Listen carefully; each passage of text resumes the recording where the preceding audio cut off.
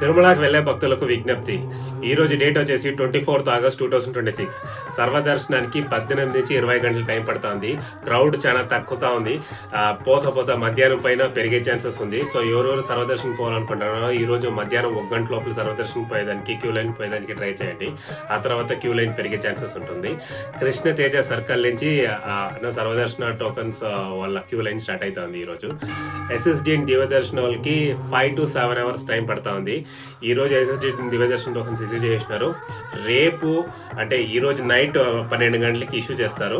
So ఎవరెవరు SSD దివ్యదర్శన tokens తీసుకోవాలనుకుంటారో ఈ రోజు నైట్ తిరుపతికి చేరుకుంటే మీకు టికెట్స్ దొరికే ఛాన్సెస్ ఉంటాయి 12 గంటల పైన చూసుకోండి.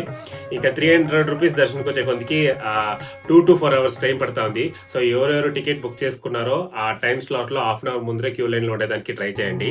ఇంకా అకామిడేషన్ స్టేటస్ వచ్చే కొంతకి ఈ రోజు పొద్దున్నే మార్నింగ్ అయితే 1100 రూమ్స్ రిలీజ్ చేసినారు. 1100 రూమ్స్ కోటా ఫుల్ అయింది.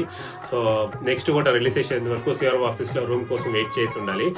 ఇంకా ఎవరెవరు స్వామి దర్శనం పోవాలనుకుంటున్నారో వారందరూ వరాహ స్వామి దర్శనం చేసుకొని స్వామి దర్శనం చేసుకోండి. ఓం నమో వెంకటేశాయ.